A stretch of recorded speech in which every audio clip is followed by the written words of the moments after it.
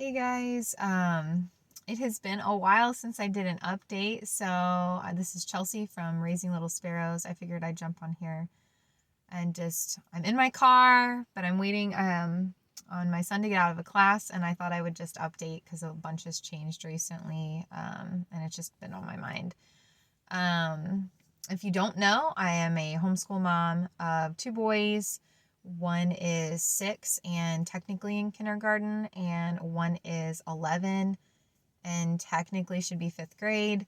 My oldest has several learning disabilities and challenges, and my youngest is gifted in math, mostly. So just kind of a bunch of unique neurodiverse kind of stuff going on here. My my thoughts that I wanted to share basically were we have changed. So this is, I'm filming this, what is this, like the 23rd of February. I'll probably upload it today. And we've been back. We're in our second semester, and we've been back since the beginning of January. And in the last like 3-ish weeks or so, we have changed our math curriculum we were using, which will probably be kind of a surprise for a lot of people because we've been using Singapore, and I really do like Singapore. And I don't know that we wouldn't ever use it again in the future or anything. Like, I didn't really have like a major issue or something that happened where the reason we changed. So I don't have the curriculum with me. Obviously, I'm in the car, but what we've ended up switching to try out is the Simply Good and Beautiful math by the Good and the Beautiful. I have been eyeing this for a long time from when their previous math version came out. You know how it is. It's really tempting, especially if you've watched any of my videos. Math is like a huge struggle for my oldest, and it is a challenge for my youngest because that is the area he's primarily gifted in. So it's hard. I try to kind of keep them on the same curriculum program. Different grades obviously, but it's just been hard, and I'm totally open to them being on 2 different programs and stuff too, but I just haven't found the perfect math. Does that exist? It's a unicorn. It doesn't exist, but and I've gotten really good at tailoring programs, including math. But still, I got so tempted, and then when the new version came out, I was like re-tempted all over again, and it just looks so good and interesting, and I was like, gosh. And so I bought it only originally for my now which ones did I buy first? I'm trying to remember actually which kid I bought it for first. I think I bought it for my youngest first. So anyway, I got it for my youngest first, and what I bought was the 2nd grade. So he's technically kindergarten, he's 6 now, and I got him the 2nd level, and we loved it. He was kind of flying. He was already in the middle of the Singapore math dimensions 2nd level, like 2B, I think it was what it is. But he was starting, the reason I wanted to try something different is he was starting to he just didn't like it that much. He liked it a lot in their kindergarten, and he liked it better in the 1st grade. The kindergarten was our favorite. Like, he loved the kindergarten one. And he did that when he was 4, like newly 4. And then by the time we got to the level 1, he just was losing interest a lot. And then I thought, well, it's just not challenging enough. We tried the level 2. But I feel like it was just the way they present math is really different. And I do like the way they present math. And it's a lot of like problem solving and stuff. But I think it was getting to the point where he knew how to do the problems, and they kind of want you to do them a certain way, and they draw it out in certain ways, and trying to make connections, and they approach each concept with like multiple methods. And that's nice because then it allows you to be exposed to all these methods. But because he's gifted and he's like flying through this and he knows the answers, he's like getting really frustrated that they're wanting it to, for him to practice it in a particular way when he's like, ugh, I just want to do it and move on. And, so he was getting kind of frustrated. And as the levels progress, they do get more like boring, for lack of a better word, looking, like, visually. They're just a lot, and they get smaller, and there's a lot, they get busier, the worksheets get busier looking. Anyway, and that just wasn't as appealing to him. So I thought we would try this, and so far he is absolutely loving it. Like, he is back to wanting to do like 3 lessons at a time, more if I would let him. The only problem I have had is, so he's in the level 2. He doesn't want to follow it consecutively. We've been trying to follow it pretty consecutively, but to be honest, I really probably should have got him the level 3, which I'm kind of slightly regretting, but I also didn't want to have holes or gaps, and I just wasn't sure he was quite ready for the level 3 since he didn't finish like the level 2 of the Singapore. Anyway, so I don't know. I just thought it would be good so we're not having gaps. So I don't regret it per se, but I think he keeps telling me, I really want to do the level 3. I want to do the level 3. And I keep kind of trying to convince him to like keep doing more out of this one, but he's loving them, even the easier ones. The thing we love about it so much is it has a spiral, and it's got a lot of variety, very colorful pages, some fun manipulatives, but they're so easy. It is not like they're old math. Oh my gosh.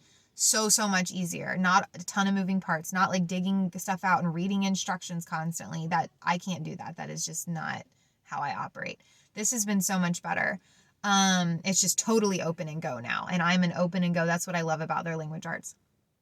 So no setup. It's just like so fast. And he really likes it. It's a very engaging curriculum. And he's enjoyed it so much. We've been using it for maybe over 3 weeks. And I think this might be 3.5 weeks. And what he's done is I don't know what lesson he's technically on, maybe like 20 or something. But then he's also jumps through, and when he'll do a regular lesson like consecutively. And then I let him just flip through the book and find a lesson that looks interesting to him, and then we do it. And he's had 0 issues. It's not really challenging per se yet, but it's still interesting and colorful and has enough manipulatives. And the way they present things, like it's like gamey and stuff, he's staying engaged. And they're not like super long lessons either, which I love. So we've enjoyed it enough that I broke down and bought the level 3 for my 11-year-old, who's technically like supposed to be 5th grade. Who's very behind in math. That is like his main struggle area. And he actually enjoys math now. I'm shocked. Like, I'm totally shocked. And I don't know if it'll last, but he really is liking it. He did okay with the Singapore. I think it was just kind of like we've all like accepted math is just not going to be all that fun or easy. It's just always going to be a challenge. And he was fine with that. He's like, just give me the problems. Let me just like, work at it until I get it, and, we'll figure it out. So his attitude has gotten better. So that's been helpful. But this, he actually likes a lot of it. Now, I will say the level 3 is right, I think, where he needs to be at. It's still kind of challenging for him. He has to think about it. I need to explain some of the concepts multiple times and kind of to make sure he gets it. But I love that the lessons are not really long, and I can easily explain something to him, and there's not a lot of moving parts, yet there is that hands-on component. So he is doing really well with it. He's not flying through it or anything like that. It's definitely challenging for him. It's more, the level 3 has been my 6-year-old has kind of like listened in when we're doing it, and he's shouting out answers. So I really think I should have put him in level 3, but I didn't. I don't want my 11-year-old to feel like they're on the same level. So it's been tricky, but I think we're going to go ahead and just kind of work at his pace and flip through stuff as quickly as he wants to in the level 2 and kind of skip around and make sure we've hit enough of all the concepts and stuff so he's gotten refamiliarized. I also like that it has, Singapore kind of would really nail down a concept because it's mastery. So that kind of got boring for my 6-year-old also. So he really likes the spiral so much better because it is just, much more interesting for him because it's something different. It reviews the previous concept, and it throws in a little mix of review of other concepts that have been taught in the past so that they're always kind of getting, practice. But, there's always something new too. So that has been really good.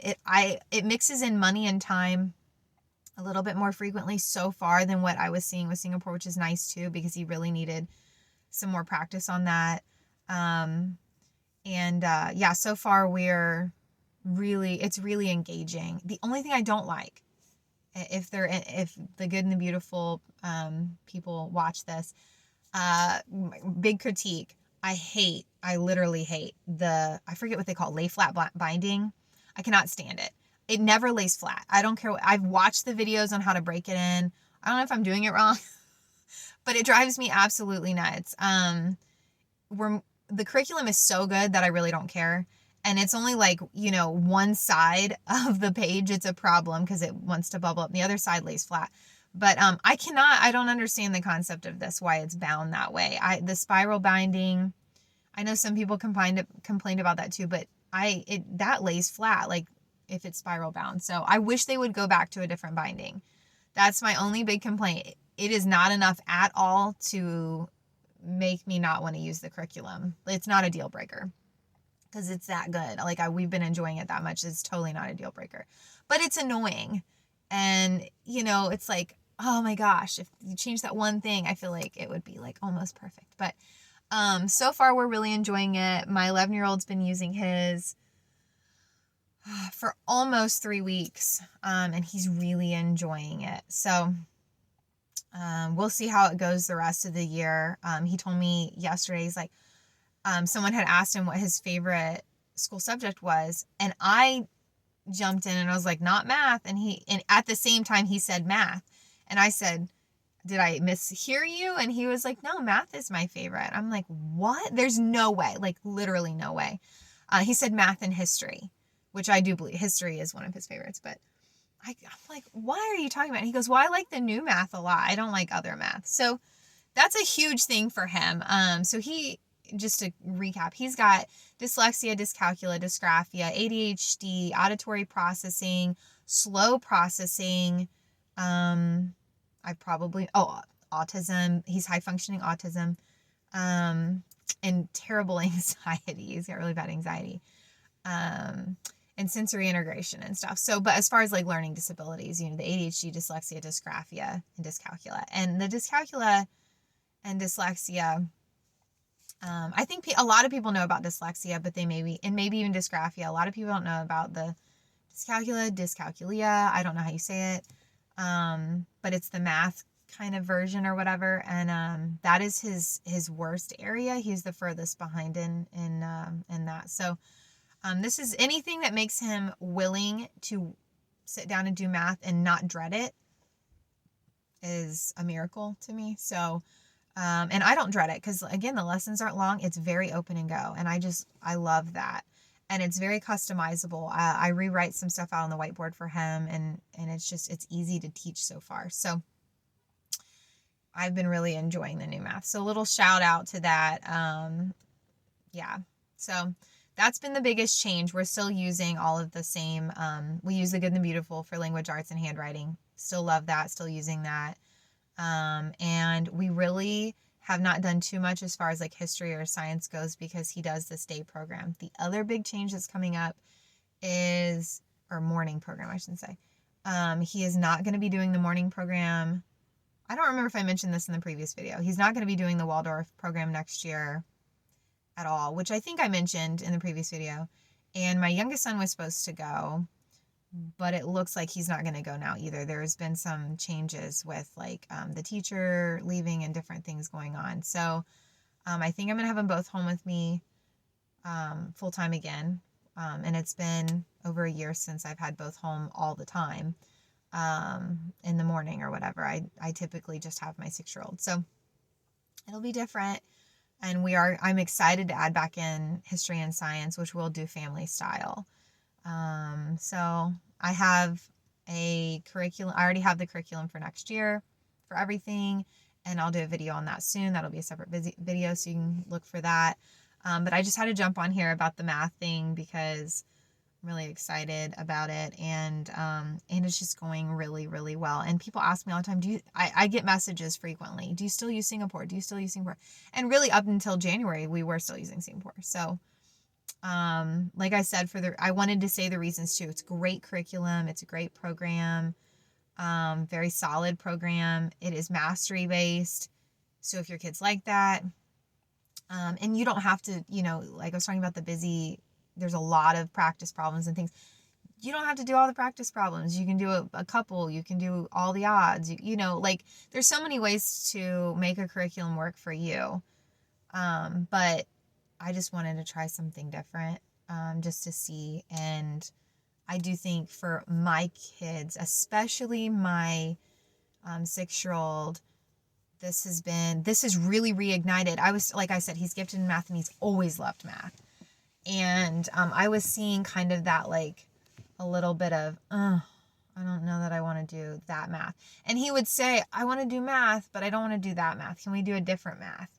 So that was kind of like a little bit of a red flag for me, like that I really did not want to have any sort of negative association when he loves math, right? Like, and I wanted to kind of keep that.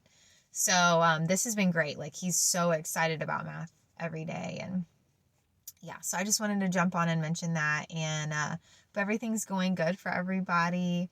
Yeah, it's been a crazy year over here, like with some personal stuff, but I won't get into that today. But we are looking forward to the spring and next year's stuff, and having both boys home. It'll be, kind of a different adventure, and I'll have a lot of updates on our schedule and things like that. But I'll do that all in a separate video. So, but yeah, I hope you guys are having a great day, and I'll talk to you guys later.